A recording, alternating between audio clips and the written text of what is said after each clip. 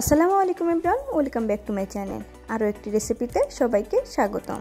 আজকে আমি তরুকে দেখাবো কীভাবে গরুর পায়ে দিয়ে খুব সহজেই নেহারি তৈরি করে নিতে পারেন। চলুন তাহলে কথা না বাড়িয়ে শুরু করছি আজকের রেসিপি। একটি পাত্রে নিয়ে নিয়েছি 5 থেকে 6 টুকরো গরুর হাড্ডির অংশ। এখন এগুলোকে 10 মিনিট গরম পানি দিয়ে ভিজিয়ে রাখছি। আরগুলো ভিজতে থাক, এদিকে আমি মশলাটা কষিয়ে নিচ্ছি। প্রথমে দিয়ে দিচ্ছি 2 টেবিল চামচ তেল, সাথে হাফ কাপ পেঁয়াজ কুচি। পেঁয়াজটাকে নরম করে ভেজে নিচ্ছি। পেঁয়াজ হালকা ভেজে নেওয়া হয়ে গেলে 2টো তেজপাতা, 2 টুকরো দারুচিনি, 4টি এলাচ দিয়ে দিচ্ছি। এখন দিয়ে দিচ্ছি হলুদ, মরিচ, জিরা, ধনিয়া হাফ চা চামচ করে। সব কিছু একসাথে মিশিয়ে পানি দিয়ে দিচ্ছি। দিয়ে দিচ্ছি 1.5 টেবিল চামচ মতো আদা রসুন বাটা এবং 2 টেবিল চামচ পরিমাণ পেঁয়াজ বাটা। সব কিছু মিশিয়ে নিচ্ছি। দিয়ে দিচ্ছি পরিমাণ মতো লবণ।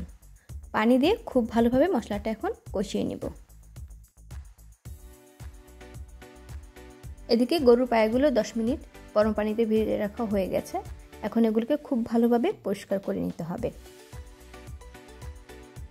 অন্যদিকে মশলাটাও খুব ভালোভাবে কষিয়ে নেওয়া হয়ে গেছে। এখন এই মশলার মধ্যে গরুর পায়েগুলো আমি দিয়ে দেব।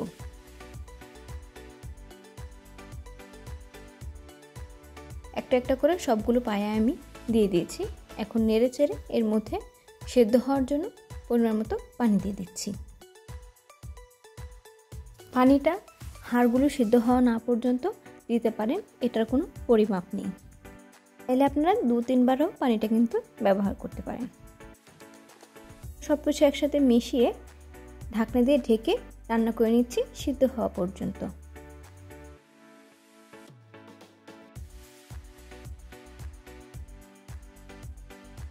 এ পর্যায়ে আর কোনো কাজ নেই, শুধু নেড়ে চেড়ে দিতে হবে।